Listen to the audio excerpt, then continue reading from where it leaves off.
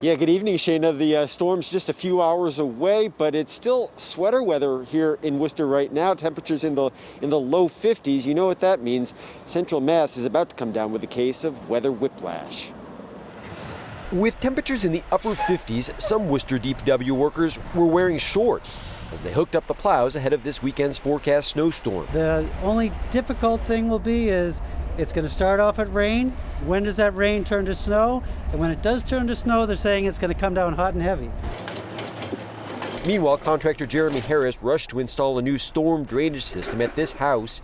Come tomorrow, he'll also have a plow on his truck for the first time in what has so far been a slow season. We're still able to work through this weather, and we're really grateful for that, but the snow is always great as well. This weekend marks the start of Worcester's door-to-door holiday home tour. The snow should make the lights and decorations look even more festive. It's cheerful. My sister was really depressed this past week, and then I said, let's go into the basement and look at all the Christmas things and we'll get going. And by, an hour later, she was really perked up. Wow.